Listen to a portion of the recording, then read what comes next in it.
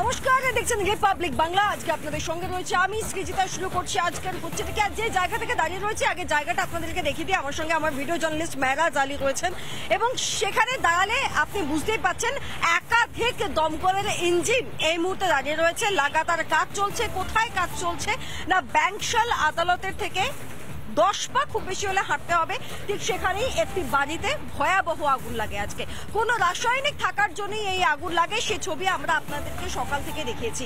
আরো বড় বিষয় হচ্ছে যে এই প্রথমবার নয়, এখানে বছর 2 থেকে 3 আগে এর আগে ঠিক একই ধরনের অগ্নিকাণ্ডের ঘটনা ঘটেছিল। ঠিক একইভাবে দমকল এসেছিল, ঠিক একইভাবে এখানকার কিছু স্থানীয় মানুষ তারা বিক্ষোভ দেখিয়েছিলেন, যে বিক্ষোভ আজকেও দেখানো হয়েছে। এখন প্রশ্ন অনেকগুলো দাঁড়িয়ে রয়েছে। প্রশ্ন হচ্ছে যে কি করে কোনো বসত বাড়িতে কেমিক্যাল রাখা যায়, একই ধরনের ঘটনা বারবার কেন ঘটছে, এগুলো নজরদারি কাদের করার কথা, যাদের নজরদারি করার কথা তারা আদৌ নজরদারি করছে কিনা, এবং সর্বোপরি বিগত 11 দিনে এই কলকাতা এই শহরের বুকে 3বার আগুন লেগেছে। সেটা কোনো মল হতে পারে অথবা কারোর বাড়ি হতে পারে, একই ঘটনা বারবার ঘটেছে, কেন ঘটবে?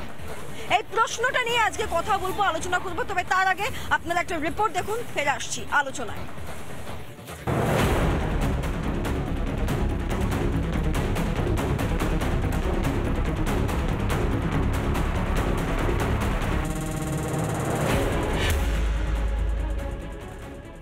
এগারো দিনে 3বার পার্ক স্ট্রিটের রেস্তোরাঁ, কসবার শপিং মলের পর এবার গাস্টিন প্লেসের পুরনো বাড়িতে আগুন।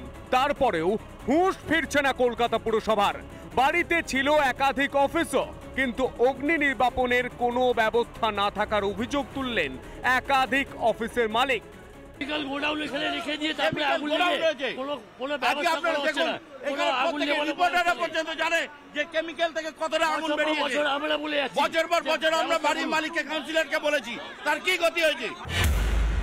দমকল বিভাগের ভূমিকায় প্রশ্ন তুলে উঠল মন্ত্রীর পদত্যাগের দাবি। তাহলে সেটা তার অকর্মণ্যতা। একটা দমকল মন্ত্রী হয়ে, একটা মন্ত্রী হয়ে যদি ডিপার্টমেন্ট ইনচার্জ হয়, সে যদি না জানে যে এলাকায় বা পশ্চিমবঙ্গে কত বিল্ডিং আছে যেটা পুরনো হওয়া সত্ত্বেও অগ্নি নির্বাপন ব্যবস্থা নেই, it flouts the fire safety norms, that is his অপদার্থ and he should step down. রাসায়নিক দ্রব্য থাকার কথা স্বীকার করেছেন স্বয়ং দমকল মন্ত্রীও। তদন্তের নির্দেশ দিয়েছেন তিনি। এখানে অনেক টেনেন্ট আছে, কোনো ঘরে একটা কেমিক্যাল মতো কিছু ছিল, সেটা আমরা এনকোয়ারি করতে বলছি। পুলিশও এখানে আছে। পুলিশকে আমি বলবো, যদি কেউ ঘরে কেমিক্যাল রেখে থাকে, যদি সত্যি সেটা হয়, সেটা খুবই খারাপ ব্যাপার। এটা 10 দিনে 12টা অগ্নিকাণ্ড, পুরো বাংলায় আগুন লেগে গেছে, পুরো পশ্চিমবঙ্গের বাংলা। আচ্ছা, আমাদের কর্মীদের যে বাড়িতে আগুন লাগাচ্ছে সেটা কি অগ্নিকাণ্ড নয়? পার্ক স্ট্রিটে 3 মাস ধরে বন্ধ রেস্তোরাঁয় আগুন, কসবায় শপিং মলে আগুন, বিকল হয়ে পড়েছিল স্বয়ংক্রিয় অগ্নি নির্বাপনের যন্ত্র। যন্ত্রের গায়ে ছিল না কোনো তারিখ। মলের এক্সিট পয়েন্টে ছিল আবর্জনা স্তূপ। বিপন্ন সাধারণ মানুষের জীবন। গাস্টিন প্লেসেও একাধিক অভিযোগ তুললেন অফিসের মালিকেরা। বারবার ফায়ার অডিটের দাবি উঠলেও নেই যথাযথ ব্যবস্থা। এইভাবে আর কতদিন চলবে? কেন হুঁশ ফিরছে না দমকলের? রিপাবলিক বাংলা।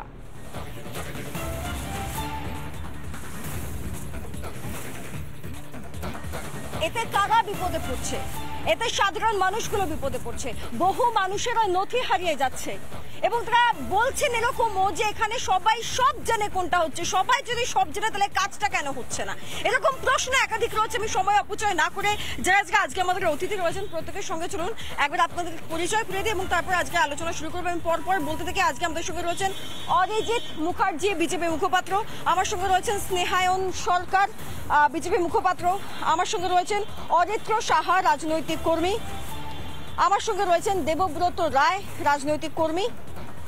এবং আমার সঙ্গে রয়েছেন বিক্রম বাহাদুর, সিপিআই নেতা। এদের প্রত্যেকের সঙ্গে আমি আজকে আলোচনা করব, কথা বলবো। আমি শুরুটা আজকে দেবব্রত বাবুকে দিয়ে করি। দেবব্রত বাবু, যে জায়গায় আগুন লেগেছে, এরকম জায়গায় বছর 2-3 আগে ঠিক একইভাবে আগুন লেগেছিল। আমরাই দেখেছিলাম, আমরাই কভার করতে এসেছিলাম। ছেড়ে দিন, 12 দিনে 3টে আগুন, কেন?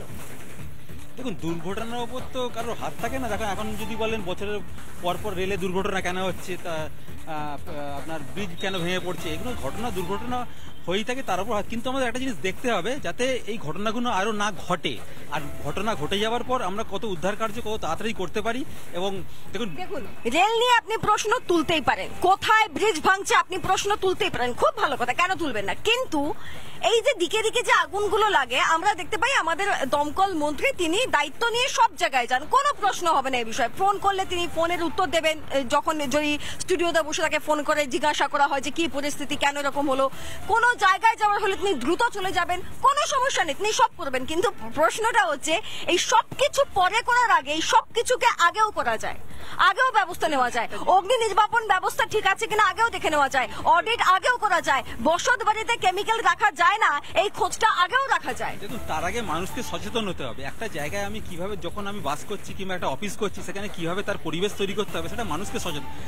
সরকার তো আছে, সরকার তো দেখবে নিশ্চয়ই। আপনি মানুষ জানেন এখানকার যারা স্থানীয় মানুষ তারাই কিন্তু বলছিলেন যে এখানে সবাই সব জানে, এমনকি এটাও বুঝলেন আপনাদের মন্ত্রী মশাইও সব জানে, রীতিমতো ক্ষোভে ফেটে পড়েছিলেন তারা।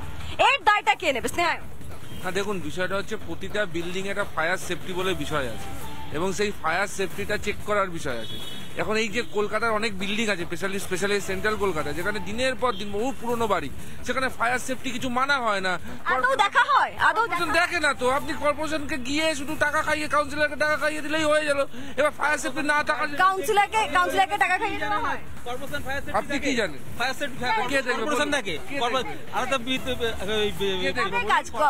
আগুনের সমস্যাটা আলাদা, তার জন্য দপ্তর রয়েছে, ডিএসএম দপ্তর রয়েছে, কর্পোরেশন কোন দপ্তর রয়েছে? আরে বলো না, আরে আমরা কেউ কিছু জানি না কোন দপ্তর দেখার ওটা ডিপার্টমেন্ট নয়, তার জন্য আলাদা আলাদা দপ্তর, অগ্নি দপ্তর রয়েছে, অগ্নি নির্বাপন দপ্তর রয়েছে, অগ্নি নির্বাপন দপ্তর রয়েছে, অগ্নি নির্বাপন দপ্তর তার যোগ্য কাজটা করছে।